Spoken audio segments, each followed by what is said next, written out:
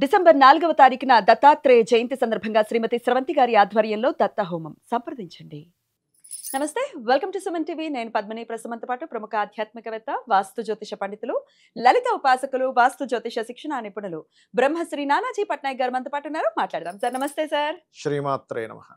Sir, పలుమార్లు మీరు కూడా చెప్పి ఉన్నారు, రాబోయే కాలం ఒకంత కఠినాతి కఠినంగా ఉండబోతోంది. అవునండి, అటు అవును. గోచార గ్రహచార రీత్యా ఎగ్జాక్ట్లీ. గోచారంలో తిరిగేటటువంటి ఈ గ్రహాల మార్పుల రీత్యా డెఫినెట్ గా చాలా ఇబ్బందులు ఫేస్ చేయబోతోంది యావత్ ప్రపంచం అని చెప్తున్నారు. అవునండి.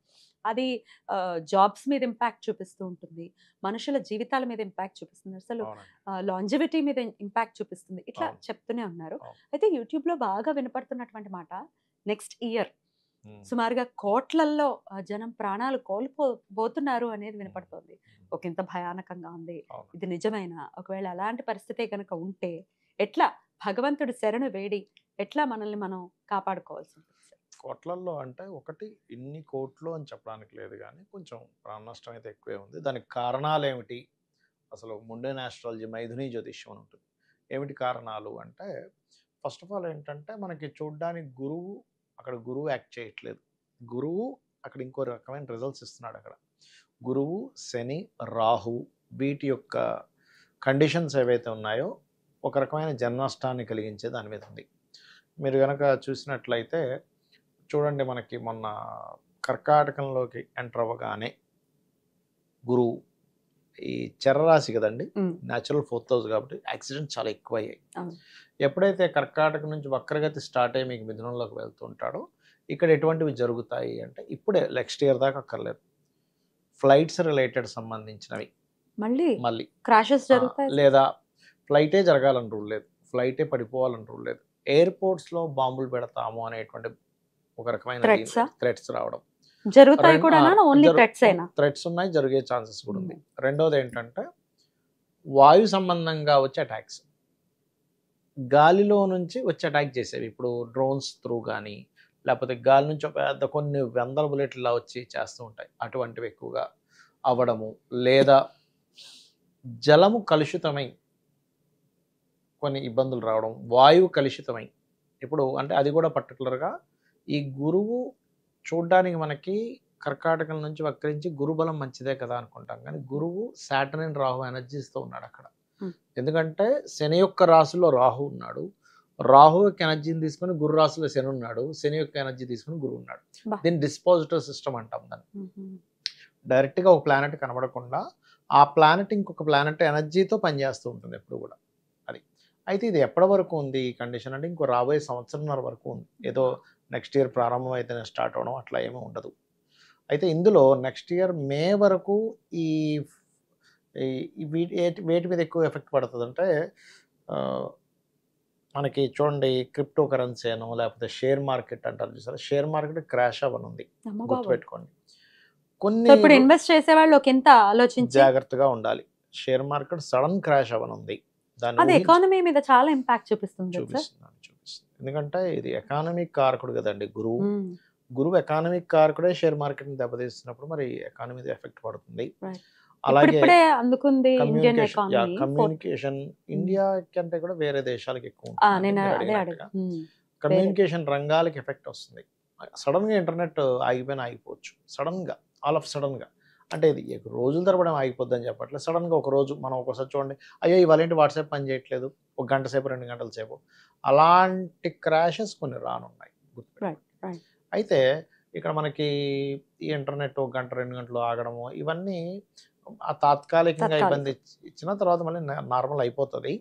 అయితే ఇక్కడ నేను అనేది ఏంటంటే, ఈ షేర్ మార్కెట్లో పెట్టేవాళ్ళు వాయు గమనం పర్టికులర్గా రాబోయే మే వరకు వాయు సంబంధంగా ఫ్లైట్ల మీద తిరిగే వాళ్ళు, అలాగే ఫ్లైట్లు నిర్వహణ చేసేవాళ్ళు ముఖ్యంగా. ఎందుకంటే ప్రేక్షకుడికి ఏం తెలుస్తుంది చెప్పండి, ఆయన పాపం ఆయన వెళ్ళి ఆ ట్రావెలరు వెళ్ళి కూర్చుంటాడు, పాపం వెళ్ళేసి వస్తాడు, ఆయన ఆపరేట్ చేయడం నడపడు కదా. చూసుకోవాల్సింది ఈ సిబ్బంది చూసుకోవాలి ప్రధానంగా, ఎందుకంటే ఇట్లాంటివి ఎక్కువగా ఉన్నాయి.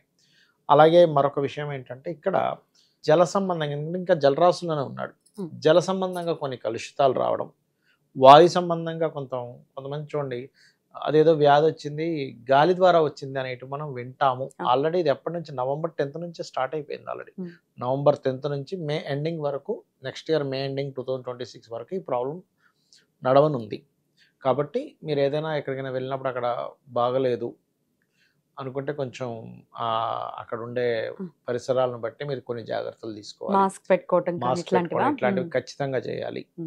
అండ్ అలాగే ఇది ఈ కుజుడు వెళ్ళి మనకి శనితో కలుస్తాడు కూడా నెక్స్ట్. ఇప్పుడేమో ఈ December 1st వీక్ నుంచి కుజుడు వస్తాడండి.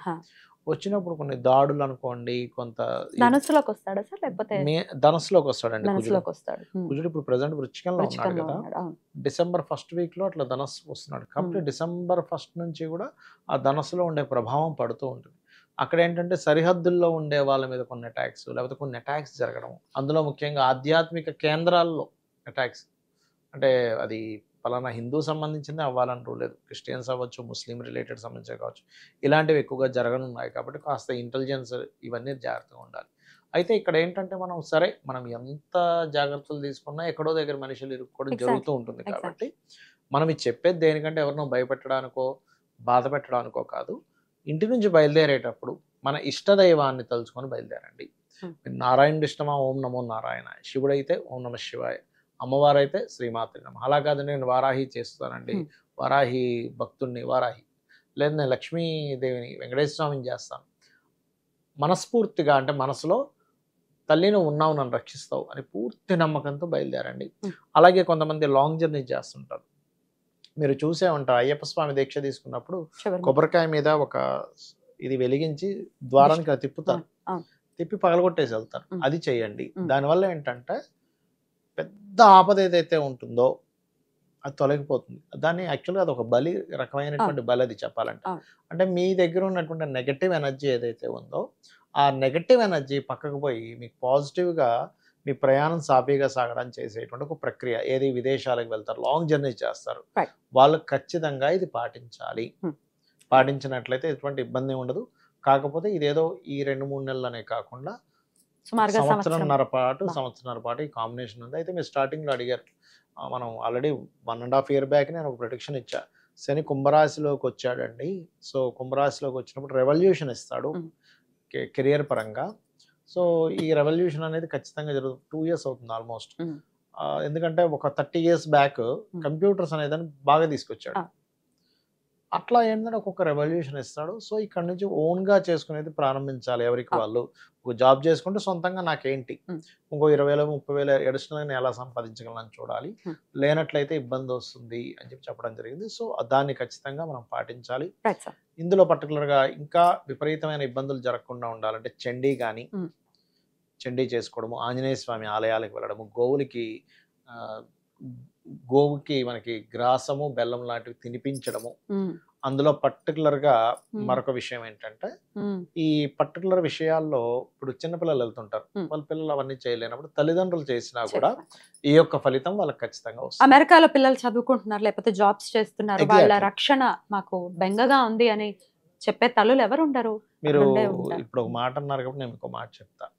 పరమాత్మ తర్వాత, ఆ భగవంతుడి తర్వాత అంతటి ఎనర్జీస్ పాస్ ఆన్ చేసేది ఓన్లీ తల్లిదండ్రులు మాత్రమే. ఇప్పుడు మీరు అన్నారు అక్కడ ఉండేటువంటి వాళ్ళకి వీళ్ళకి చేసుకున్నారు. అక్కడ ఉండే వాళ్ళు తల్లిదండ్రులు తలుచుకుంటే కూడా వీళ్ళ బ్లెస్సింగ్స్ వాళ్ళకి ఖచ్చితంగా వెళ్తాయి, వాళ్ళు రక్షింపబడతారు. కాబట్టి తల్లి తండ్రి మాతృదేవోభవ పితృదేవోభవ అది చేసుకోవాలి, అది మన సంస్కృతి. అంతే 100% సార్. ఇక్కడ ఉన్న తల్లులు ఖచ్చితంగా వాళ్ళ క్షేమాన్ని కోరి, వాళ్ళు అసలు నిద్రలో కూడా క్షేమం కోరుతారు. లక్షణమే అది, ఎలాగో కోరుతారు. భగవంతుడిని కూడా మీరు అన్నట్టుగా మీరు చెప్పిన అమ్మ హృదయం లబ్డబ్ కాదు, నా కొడుకు నా కూతురు ఉంటుంది. నిజం సార్. తల్లిదండ్రి హృదయాలు పిల్లల గురించి కొట్టుకుంటారు. డెఫినెట్లీ అద్భుతంగా వివరించారు సార్. రాబోయేటటువంటి కాలం ఒకంత గడ్డు కాలమే, కానీ రక్షింపబడతాం శరణు వేడితే స్వామికి అనేది ఖచ్చితంగా నమ్మాల్సినటువంటి విషయం. జరిగేది జరగక మానదు, ఎందుకంటే విధి కాబట్టి. అయినప్పటికీ గొడ్డలతో పోయేది గోటితో పోవాలి. అలా స్వామి మనల్ని అందరినీ అనుగ్రహించాలని మనస్ఫూర్తిగా కోరుకుంటూ నమస్తే సార్. శ్రీమాత్రే నమః.